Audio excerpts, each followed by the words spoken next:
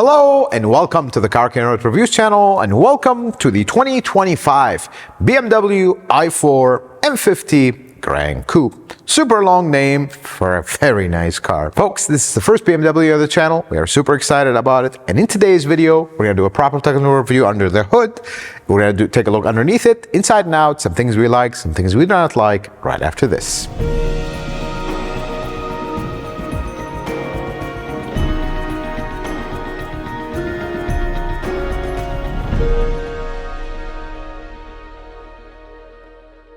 Let's start our technical review under the hood. You may be asking, it's an electric car, there's nothing under the hood. Yeah, there's a lot of stuff under the hood. Let's dive into this electrical system. And before we start, I'll just say one thing. This is an electric car. The biggest challenge is the thermal management. How do you heat and cool the cabin? How do you heat and cool the battery? You don't have an engine to generate heat. That's the problem. Here's how this system is, and it's on paper. It is super sophisticated. Few strange things here and there, but on paper it's super sophisticated and should be able to reflect a very good range. That is not the case. Let's get into it. This system, the best way I describe it is, and I'm gonna firmly stand by my statement here. Some will jump off their seat. It's simply laid out, but it's laid out too far. It is actually a simple system, and that is the surprise to me, because it does not have 17 different coolant valves and 17 different, actually very simplified. So this system has 3 coolant circuits that are actually interconnected into one. You do have a coolant circuit dedicated for the battery, you do have a coolant circuit dedicated for the powertrain, and you have a coolant circuit dedicated for the inside heater or the cabin heater. Here's how this works. Let's talk about the modes of operation for you to know. First, we're going to start with the battery, because the thing about lithium-ion batteries, you need to keep them at a specific temperature, not too hot, but not too cold either. If the battery is too hot, water pump, this has 3 water pumps by the way, will circulate coolant inside the battery to cool it. If that coolant alone will not be able to cool this battery sufficiently, we're going to use a battery chiller. This BMW doesn't call it that, it's a heat exchanger, but basically that's the language in the electric cars. Battery chiller is going to route that coolant and use refrigerant to super cool that coolant, take a lot of the heat out of it, and then we're going to be able to cool that battery efficiently. But what about when the battery is cold? Well, this is where the interconnected circuits will work. They're going to reroute the HVAC system to send hot refrigerant to the coolant to warm it up and then send it to the battery. If things get extremely cold where that is not enough to cool the battery, they're going to turn on an electric heater, a high voltage electric heater, to heat that coolant so it would be able to heat the battery until things warm up. Because once things warm up, now the powertrain, the motor, the charging unit, whatnot, everything is warmed up. You can actually, because these circuits are interconnected, you can transfer heat from that to the battery circuit and keep it warmed up. That's how this works. Now here's the interesting part. This system has a 3-way valve. Doesn't have any complicated 17 different valves. It just has one 3-way valve. Pretty interested how they managed to figure this out with one valve. Now, accompanying the thermal management system, the coolant side, is a very sophisticated heat pump system. Although it does have one thing that is a little bit of a strange design, I get why, and I'll explain it here. So the heat pump system, basically, in very simple terms, it can take your normal AC where you have cold side inside, hot side outside, and a compressor that circulates it. It can flip it, where now we send the hot side to warm up the cabin, the cold side to attract more heat from the environment. So here's the cool thing about this. This does not have a condenser in the front. It actually has a liquid-to-liquid condenser. So basically, when the refrigerant gets too hot, needs to be cooled, coolant from one of the circuits will cool it down, and that's a separate component than the battery chiller. That's how they designed it, because you can't route because the refrigerant needs to be the hot refrigerant that goes to get cooled, not cold refrigerant that is going to chill the coolant for the battery cooling. Here's the interesting part. So they have the condenser, they have the battery chiller, so now we can send cooled coolant in one and hot coolant in another. But they also have a part of the of the refrigerant cycle where hot coolant can go next to cold coolant, and they can exchange heat back and forth as needed. That is, I have to admit, I haven't seen that in all the electric cars that we've tested so far, even Tesla. That is pretty interesting. But here's a strange part. So you have a compressor, electric compressor, high voltage, nothing special about it. You don't have an inside condenser where that hot refrigerant that's going to warm up the cabin goes inside, cycles back. That's the most efficient way. Why are we going to create more complication? This one doesn't have that. It has one of the heat exchangers with coolant will be used to heat the coolant and then change the routing of it. That's going to go inside to a heater core. There is a little bit of a loss in that design, but here's the interesting part. Remember that this was not an all-electric car. There is a gasoline version of this car. So they did not want to reinvent the wheel and change the complete HVAC box inside just for this one model. They didn't do that. So they left the heater core. They just worked this electric system around it. So the refrigerant will warm up the coolant and the coolant will warm up the cabin. However, because of this and because of certain limitations of the heat pump system, they do have another high voltage coolant heater that will warm up that coolant in case the heat pump system is basically cannot operate because the temperature is way too cold. So that heater will warm up the coolant, send it inside, warm up the cabin, and we're good.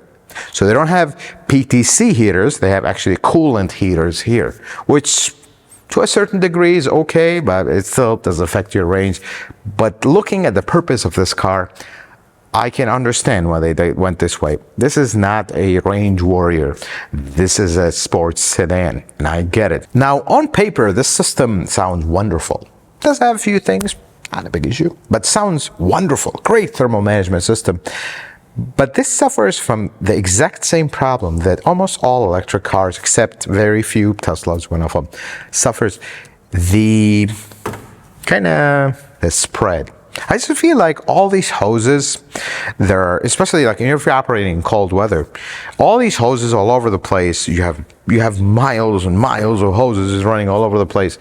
The more you have hoses just running, the more heat you're going to lose and the less efficient the whole thing is going to be.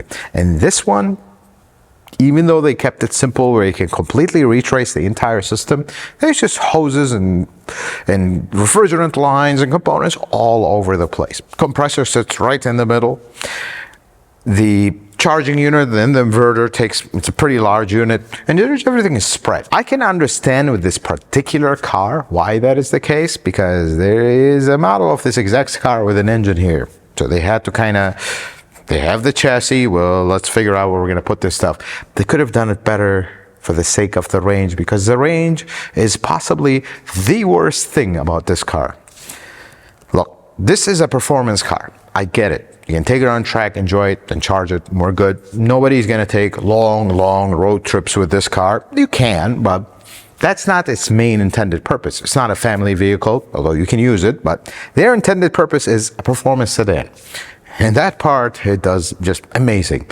This thing is so fast, it makes your heart skip a beat. That's the best way I'm going to describe it. And on top of that, the handling and the brakes and everything, it's just a wonderful experience. The ultimate driving machine experience for real. But then if you decide, we tried multiple ways in our testing here. We charged it to 100%. Weather was right around 30, 40 degrees Fahrenheit.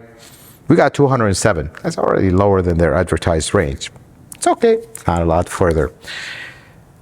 We drove it spiritedly, and then we drove it non-spiritedly.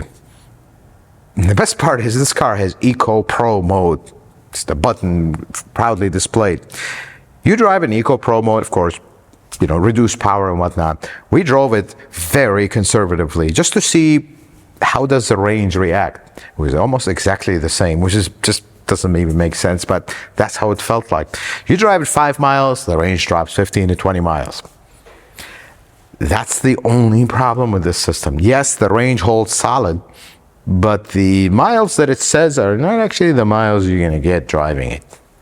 That's the problem. And I feel like it has to do because this car was not designed as an electric car. And this system on top of it was designed as a performance system, not a range system. So if you get into a car like this, be ready for that range to just not hold. Put a giant smile on your face, but then it'll put a giant anxiety in your heart from just watching the range just rapidly drop. That's the limitation here, folks. Let's take a look underneath the i4 M50 Gran Coupe without a D. German cars usually very good with covering, and this one is no exception.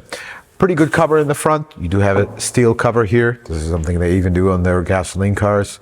Now let's look at the front suspension here. You have a couple controller arms here, bolt joints on the controller arms. These are aluminum knuckle, aluminum backing plate. It's pretty nice. You do have a strut at the top that is this style where it goes into the knuckle and a bolt holds it.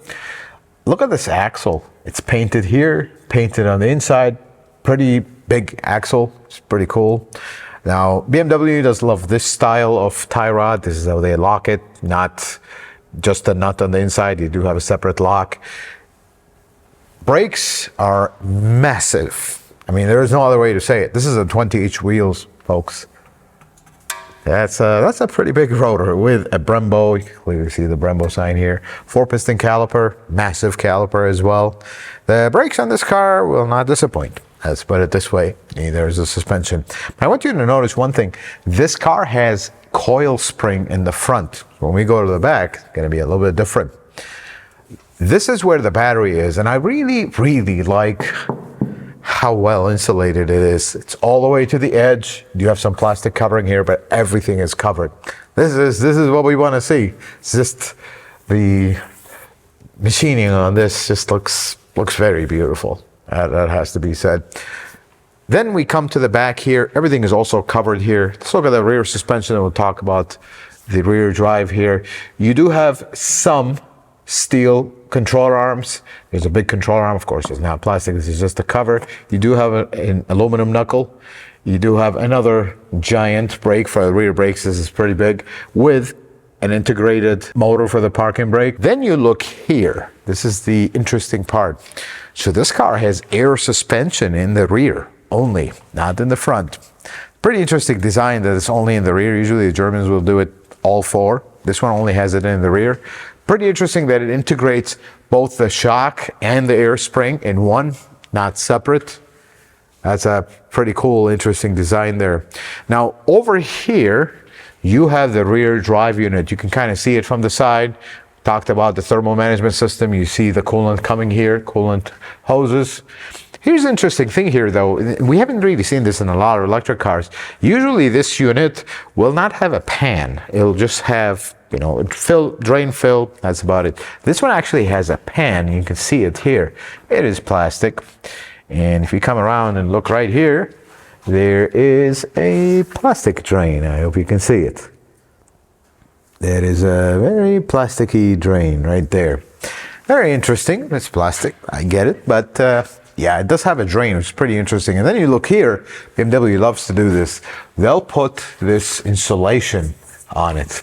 They do this actually with their gasoline engines too, the modern ones. Pretty interesting that they put insulation there. Then my favorite thing is, and this is something German cars, or BMW in specific, they don't have huge rust issues lately, because if you look here, look at the body, it's completely covered. It might not appear very clear on camera, but there's like a coating on the on the metal here. It's pretty interesting that they coated even the stuff that nobody will ever see. That's the best part. Of course, everything here is completely covered. This does have a diffuser. I mean, in a car like this, I usually, you know, look at these diffusers, like, yeah, they look very cute. This one, yeah, it is a functional one, because this thing is very, very fast. And what a joy to drive this car. And the suspension, this is what I love about BMW. We're going to repeat this multiple times in this video, so be ready. The ultimate driving machine. Usually car manufacturers, when they have a motto, it's like cheesy and strange. Not BMW, and especially not with this car. When you look at the suspension, it's not really like mega complicated and something just out of this world. It almost looks like any other BMW, yet it handles like the way it does and drives the way it does. And that's possibly the best thing about this car. Let's take a look at the outside of the BMW i4 M50 Gran Coupe. Very long name. This car, if you kind of cover this part, just looks amazing. Look at this, ignore that part. Just look at this profile right here. This is, to me, is a classic BMW look. You have a beautiful headlight, blacked out on the inside. You do have some blue here. And it just looks super elegant, super beautiful. And then this entire section here with the, just looks great. This is right until we get to the middle. Small fact about me, I have a secret love for BMW. I actually own 2 BMWs in my life, very old ones, E21 and E30 for those who are familiar with them. The kidney grille on those was probably this big. That's quite a large, and almost like somebody designed this car, put it on Photoshop, and just magnified the grill, just pulled the kidney, made it humongous, and here you go. It almost doesn't look like a kidney grill anymore. This is the only thing that makes this car just look off. It's a bit much. I mean, look how much off it is that they had to raise this entire section just to make it fit. Just look at this. This part looks very strange. Less grill would be better if this was just a lot smaller. Maybe ends here, little red ribbon that runs across, and this is just grill. Would have been perfectly fine too. Now, this is actually an M car, according to BMW, because you have the M badge right here, kind of iconic M badge. You do have the radar sensor all the way down. I suppose with the giant kidney grille, that will be the only spot for it. This is not a particular model that we're worried about hitting a curb or whatnot. This is, yeah. Otherwise, other than the grille, this is such a good looking car. I mean, this hood, usually I don't like over design on the hood, but this one just has they did something here that looks beautiful. Just look at this. They have this line, which is a pretty standard line. Then they have this line, which is pretty typical to emphasize the edge of the car. But then they have this little raise here and it disappears. It just gives it a very interesting look. Just one little line makes it very dramatic. And then we turn around and look at the side. This particular one has a 20-inch optional wheel, which just looks beautiful. I love it. The side profile of this car is it's just right. From every angle you look at it, it just looks great. We look at the wheels, they fill the opening perfectly. They're really nice design that complements the body. Does have an M badge on it, of course. You do have this little functional duct here. It just blends into the body. And you notice there isn't a lot going on. This line actually disappears here and starts again somewhere around here and goes back. And this line does the opposite. It disappears right here, and then it goes and disappears right here. It just looks super, I want to call it elegant, but it's very sporty and just very eye-pleasing. Giant pillar here, simply because this car has pillarless windows. But more important than the pillarless windows, other car manufacturers with spaceship cars. I mean, this is a spaceship as they come. This is an electric performance car. Watch this. Welcome back to the 80s and 90s. It cannot be simpler than this door. I love it. It is flush, where you don't have something sticking out. And I just locked the door. But it is a physical handle. Battery dies, whatever happens, this is a physical handle. That's the best part. Now, you do have lock, unlock, both front and rear. Of course, it's a luxury car at this price. I hope it does. Then you have this very cool light at the bottom. It's actually underneath the car, not on the mirror or something. So even when you open the door, it's still there. It's pretty cool. And then I love the shape of this mirror. BMW's been doing this for a while. So this is a normal mirror. And then they have this little protrusion. Just gives it a very cool look and helps with aerodynamic. So they say. The reason this is giant is because this is pillarless window car. It's great in theory until BMW finds a way of super complicating these. These have an adjustment, and just handle them with care. That's all I'll tell you. Charging door is right here because this car could come in electric or non-electric, so they put it exactly where the fuel door would be. It does have a nice light. I like these, that they're properly covered and they're very simple. One for the AC charging, one for the DC, and I like how you can't open the DC one until you open the other one. So if you open this, they both come out. That's pretty cool. Small details. Now let's give it the flimsy test. I gotta say, this one is not terrible. I've seen worse. I can't say I've seen a lot better than this. It's not bad. Now, here's the best part about this car. You look at it, it's a sedan, but it actually isn't. It's a hatchback.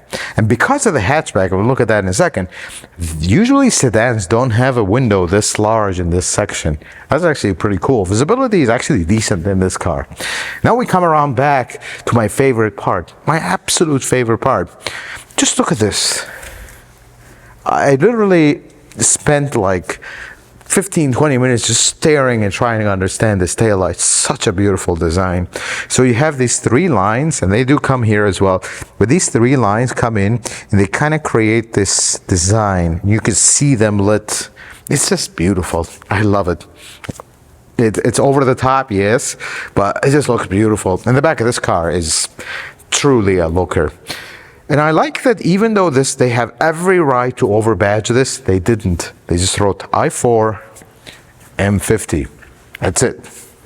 That's all you need to know about this. It's electric, it's an M50. Let's look in the back here. Of course, it's a power door. This is what I meant by the hatchback. This is a hatchback, which makes it actually a little bit more usable. Now, they do give you the charger with this, but I want to bring your attention to some very important things. Just try as best as you can not to dunk your charger in water. That's not a good idea. They even drew a little drawing for you. Try not to do that. It's not a good idea. Having said that, of course, this doesn't have a spare tire. We don't expect it to. But if we look here, we would have had a lot of storage if they didn't put this giant subwoofer here. Harman Kardon subwoofer. Sound system in this car is really good, so we're not going to complain. But I don't have a lot of storage in this car. Guess it's not meant to be, but it does make it up with the hatchback part. You can put larger items here and they will fit because you don't have just a trunk, and that is pretty cool. Now, this is a power operated door. You do have two motors. The connection point is actually at the bottom, not at the top, and that is pretty cool. This, of course, does have close and close and lock. This is something you expect from cars like this. It is a very good looking car, this one, except the kidney grills in the front. And there's something I really admire about the design, exterior design of this car. See, most cars with their shark fins, they're just gonna buy 10, get 10 for free from, I guess, one designer that designed that. Look here, even the shark fin looks very different than any other car. It's exclusive, it's different. It's not the exact same shape as every single car. I really like these little details. Let's take a look at the interior of the i4 M50 here. And I gotta say one thing, this is a very nice interior. It does have a few things that could be better, but the first thing is aesthetically, looking at the dash, it's a very nice design. It is very driver focused, and it does have a hint of elegance to it that it just looks very nice. Let's put it there. It's very aesthetically pleasing to look at. Now, we do have the gauges screen. You do have the infotainment. They're kind of connected. And usually I don't like giant screens like this, but this one just looks very aesthetically pleasing. And it's like it flows with everything around it. Now, the infotainment screen, it is pretty responsive, pretty featureful, feels slightly generic at times and kind of confusing to operate, but does have wireless Apple CarPlay, Android Auto. All the HVAC controls are in the screen. And here's the strange thing. When you want to access your HVAC controls, you don't just press the temperature. You have to press a separate thing to pull up all the HVAC controls. I wish you just pressed on the temperature and that just pops it up. That's not the case. But the good thing is they have these very interesting knobs for the HVAC vents. It's actually very cool. It works actually really good.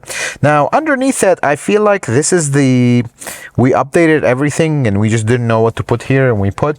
So the volume knob, perfect location, no problem. Then you have a skip and the frost front and rear. And the hazard in the middle. Just feels completely random. In the middle here, though, you do have a rotary dial, which is, of course, shows this age of the design. Pretty nice rotary dial, does work pretty well, the truth have to be said. The shifter is this little strange little thingy. I don't exactly like it. I feel like it's a little confusing at times. Start button's right here. But what I love about this is you do have your drive modes, physical buttons right here. That is a cool thing. My most interesting drive mode here is Eco Pro, in a car that, yeah, is just an M car that, I mean, it's literally written the first thing you see when you look down here, Eco Pro. Just, you know, you have Eco Pro. It does absolutely nothing for economy or any of that. Just so you know. Steering wheel is probably one of my favorite things about this car. It just feels right. Thickness is right. You do have this red thing at the top. The controls are very simple. It's just the leather on is actually very nice. The stitching reflects the M colors. It feels right. There's something about this interior that it's very driver focused and you feel it. And it's still aesthetically good to look at. But with that, there are a few things that are interesting. First thing is the material on the steering wheel, on the dash, very nice. The seats and the door panels, after paying $80,000, you feel like it should be a little bit better. And then there is the little nitpicks. And I get it, and I feel like this is because of weight savings. You paid $80,000 for this car. Manual steering, and I'm a bigger guy. Entering this car is not dignified when this thing is out. I'm short and I need to bring my steering wheel forward. It's not very comfortable or dignified to get into this car because the steering column doesn't go away. That's the thing. And the next thing is, which is a feature I love, so this has the extension in the seat so you can support your knees. It is manual. It works, don't get me wrong, but in a car of this price, again, I think it's because of weight savings, but you do have everything else power in the seat. Why couldn't this be power? Small nitpick, not a big issue. Here's something about driving this car where all this little stuff completely fades in the background. This car is extremely fast, and most electric cars are faster than usual, and some of them are pretty fast, but this one, it is, for the best way I'll describe it, is the ultimate driving machine. I mean, it handles so well at any given speed. Even when you drive normally, you know, just you're commuting, driving normally, daily driving, it just feels extremely special. It handles so well, but at the same time, when you don't put the suspension in sport mode for your daily drive, it's not the smoothest car in the world, but it's not jarring either. And that's the beautiful thing. You know how capable this car is, but at the same time, you can daily drive it and not feel like you need a break from it after you drive it for a while. It's actually pretty comfortable. And I like that part. And it's a 4-door sedan that you can use it for your family as well. And that's the beauty of these cars. This is what this car is meant for. You can take it on the track and seriously lay some serious times. But then you can put your kids in the back and just drive home normally. That's the beautiful part about this. But there is another elephant in the room, as we spoke about, the range. Your eyes will be glued to the range percentage and the miles because that thing will drop rapidly, even when you drive it in Eco Pro mode. Let's talk about the back seats of the i4 M50. I'm 5'7". This is my driving position. Don't have quite a bit of room, and the seat is really sunken in, so you're kind of thigh angle here is pretty steep, and don't have a lot of headroom. That is one thing about this. It's a small back seat, folks, but here's the interesting part. You do have your own climate zone here, so you have some USB-C or you have some vents, so there is some luxury in the back seat, but just not a very comfortable one. It works. And the other thing is, even though this is an electric car and you expect the floor here to be flat, it does have a giant hump. Because remember, This platform was originally designed for a gasoline car that is a rear-wheel drive with the drive shaft going through your transmission tunnel, but this one doesn't have that. But you still have the hump. So they're not going to redesign the entire floor of the car for this. Let's talk about some things I do not like about the i4 M50. While this car delivers on every single promise going into one, it is truly the ultimate driving machine. There is one thing as an electric car, and we have to talk about it, because this is a car that's meant to, you can use it on a track, you can also use it on a daily drive.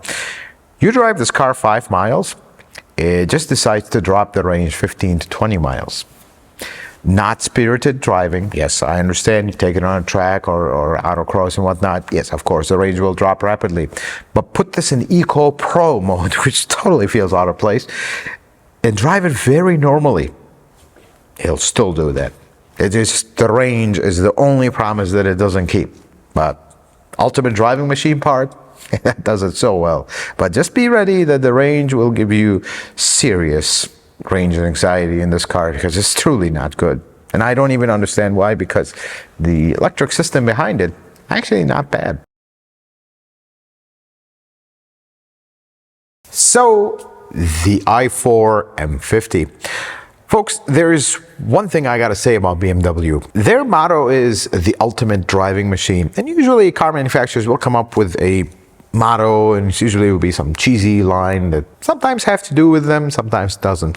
But in this case, this particular car, I cannot better describe it than the ultimate driving machine, because the way this car drives is really the only reason you should be considering one. Not the options or the gimmicks or this and that. That's all fades heavily in the background when you drive it. Because even when you drive it normally, it just manages somehow to put a giant smile on your face. I mean, this thing handles so well. Even when you drive it normally in regular streets, it will find a way to make you smile. That's the magic of this car. That's the only reason you should be buying a car like this. What I love about that more is usually cars like that, there are sports sedans, there are proper ones.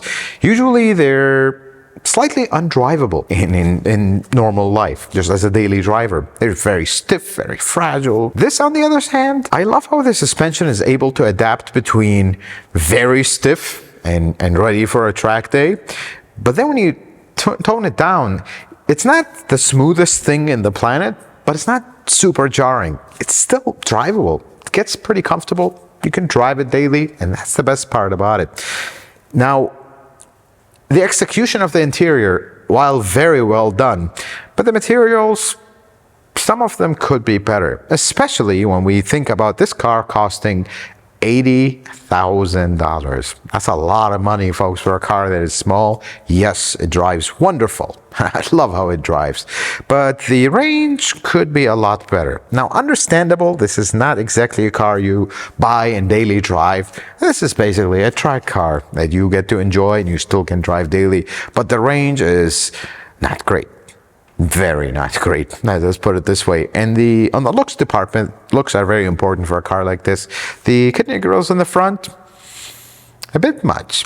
That's the truth, have to be said. But everything else, this is obviously not a long-lasting car. This is never intended to be, and it never will be. This is an enthusiast car that you buy it new, you enjoy it, and then you move on to the next greatest one that they make. So long-term reliability is not one of its strong suits, and the range on this particular one.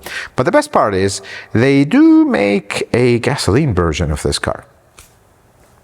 So I'll leave you with that, because the range of this will seriously give you anxiety over it just rapidly dropping, even when you drive it normally.